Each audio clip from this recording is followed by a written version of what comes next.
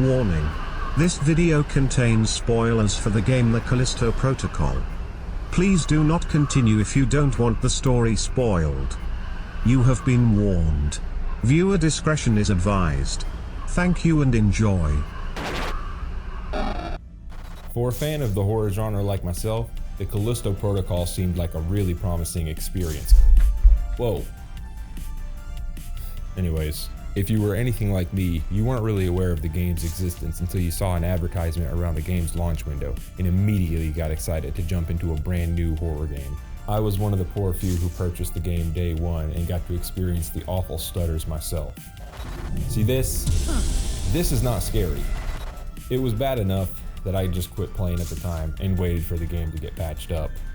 Fast forward to now, I've built myself a new gaming rig that has plenty of power.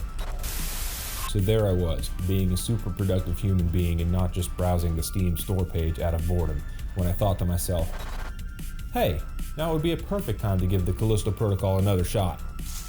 So I re-downloaded the game onto my monster rig, dimmed the lights, set the mood, and got myself ready for the ultimate horror gaming experience. And it still stutters. What the f***? The game has been out for almost 5 months at this point, and they still didn't fix the stuttering. With my rig, I should be able to crank the settings to max and still get a buttery smooth gaming experience, especially since the fact that I'm playing on 1080 resolution. Don't get me wrong, it's much better than day one and has been patched to a playable state. Just the fact that I'm still getting micro stutters really takes away from my gameplay and experience. And man, is this game an experience. Being a horror fan, I was blown away by the amount of details they were able to fit into this game. From the second the game starts, you are wowed by the visuals. It really is eye-candy. When it isn't stuttering. The game starts after some unknown biological attack infects the planet. Supposedly, it was due to the work of some terrorist organization known as the Outer Way. You play as Jacob, the pilot of a freelance freight transporter who is tasked with carrying a shipment to the Black Iron prison located on Jupiter's moon, Callisto. Anyways, here's a quick rundown of what goes down. Your ship is boarded by the before-mentioned terrorist group, the Outer Way. They try to take control of the ship but fail, and in the process, the ship crash lands back on Callisto, where you're graciously rescued by a friendly prisoner guard and his robot companions. While being rescued, you find out that the terrorist who boarded your ship also survived the crash, and you are both escorted away as per command from the warden. You are then falsely imprisoned against your will and get fitted with your very own health bar, biochip, and that's when the game really begins. You awaken in your cell to find that the prison has gone to shit and is in total chaos. It is now your job to survive and escape the prison however you can.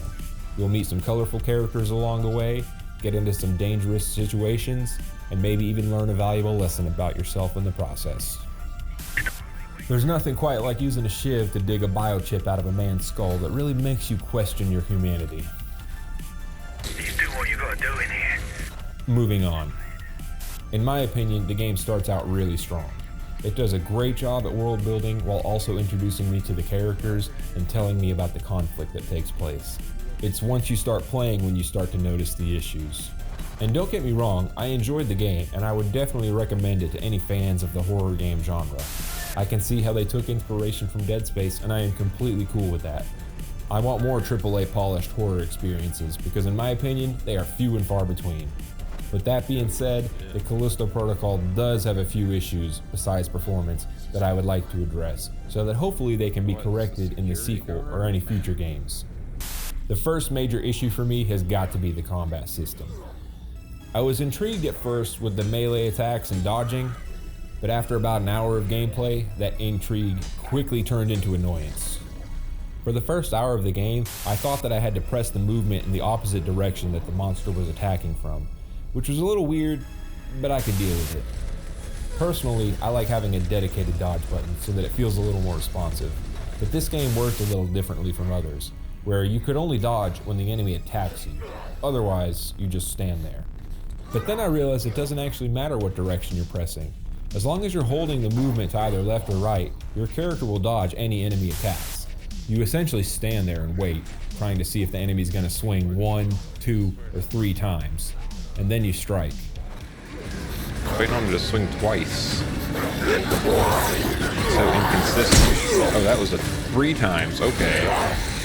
Once you make this realization, the combat becomes a lot less engaging, and any sense of danger you had is pretty much gone. Speaking of enemy encounters, I swear, it's like the game was only designed for one-on-one combat. Anytime there's multiple enemies in the area, the game kinda just doesn't know what to do, and it's like they stand around waiting to take turns to attack you. Everyone take their turn. If the dodges are successful, the camera will whip around so fast that I was often unable to comprehend what was happening on the screen. What is happening? In those moments, I would just hold the analog stick and hope that Jacob bobs and weaves his way through the massive flesh covering my screen. No, what is happening, dude? This is so dumb. There is potential, but the combat system definitely needs work if there's a sequel, which I hope there is. The story finish is open-ended enough, and I would definitely play a continuation if the gameplay was improved. Change. Do not fear it, for it is only through change that we grow, that we become the best version of ourselves. Change can be hard, but it is necessary. The story itself was good enough for a horror game. Nothing too crazy, but it worked. I had a good time watching the events unfold. It was a little strange having to watch Josh Duhamel be brutally murdered anytime I messed something up, but I guess that's part of the game. It follows Jacob as he makes his way through the Black Iron prison, often tasked with finding fuses to advance through the prison. The actors all gave great performances and were convincing enough. Oftentimes it felt like I was watching a movie, which was really cool. And this brings me to another issue, and it's not only one that plagues games like the Callisto Protocol. I'm not a big fan of actors in games. In my opinion, unless they're bringing something substantial to the table, it's often a waste of money and resources that could have otherwise been used to put towards the actual gameplay or performance of the game. Don't get me wrong, I have nothing against Josh Duhamel. He gave an amazing performance. But in my opinion, I would have had the same experience had I been playing as some generic guy without any star power. I had the same issue with Keanu Reeves in Cyberpunk 2077. I love Keanu Reeves as an actor, and from what I've read, he seems like a pretty stand-up guy, but in my opinion, his presence didn't really add much to the overall narrative of the game. As cool as Keanu was, I felt like Johnny Silverhands didn't have to be played by some big AAA blockbuster celebrity. That only makes me think about how much of the budget was taken away from gameplay and performance and used to pay the actors.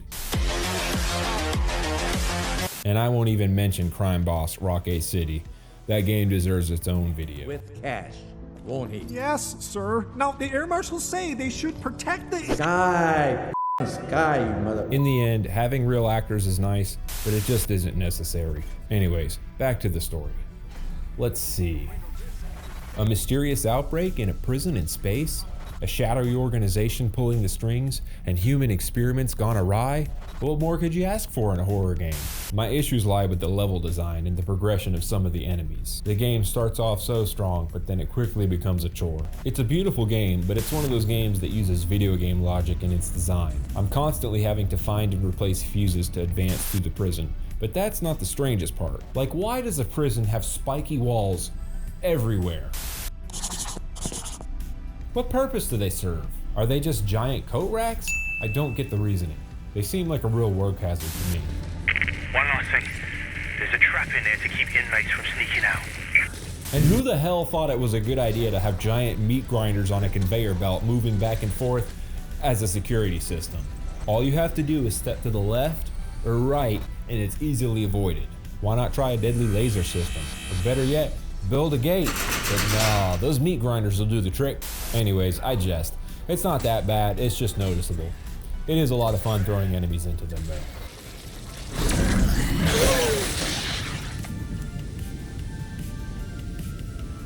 And that's how it's done. And speaking of enemies, I gotta talk about them for a second. They're not terrible, but there were two enemy types in particular that I felt were way overused. The first type that I'm referring to are those little buggers that jump out and grab your neck, and then you have to mash the button to get them off. A lot of times they're hiding in crates or these giant monster pimples you'll find in the world. Regardless, they are used way too often, and the effect wore off in like the third encounter. I didn't actually count, but I swear it felt like I was attacked by those things at least 50 times during my playthrough. But by far, the worst enemy in the game has got to be the mini-bosses. At some point in the game, you get introduced to this mini-boss who you're forced to fight. I made things harder on myself by playing on the maximum difficulty, but this guy is just a bullet sponge, and this fight gets old fast. You can't really use your melee on him, so you have to have a lot of ammo. If you do try to melee him, he'll kill you, so you have to stand there, wait for him to attack, dodge his attack, and then shoot. Rinse and repeat this process until he's dead. The worst part about this has got to be that the game makes you fight him again. And not just once, but a total of 5 times. 5 times! I was shaking my head in disbelief by the third encounter, but little did I know my torment was far from over. And if you've played the game, you may be asking yourself, hey, I only remember 4 encounters. This guy doesn't know how to count. And to that I say, look at the final boss encounter, good lady or sir. Is it not just a reskin of that same dreaded mini-boss? Someone has opened my eyes. The only difference as far as I could tell is that it shot boogies at me. Otherwise, it felt like the exact same fight. I don't know what the reasoning was behind this decision, maybe developmental time constraints, who knows. What I do know is that this was the one thing that almost made me quit playing the game. Almost, because I'm a gamer, and I wasn't gonna let this game get the best of me.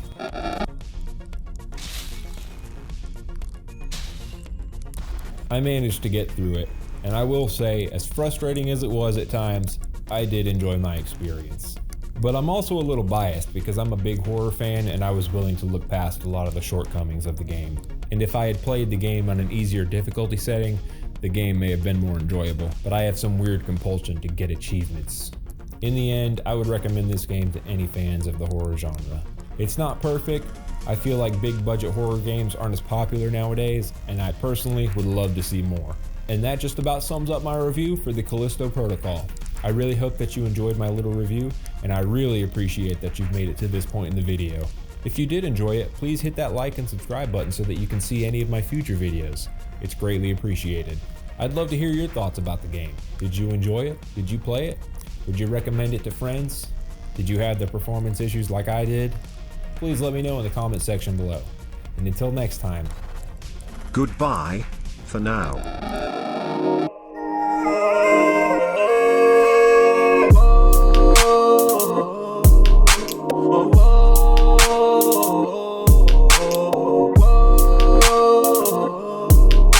Whoa.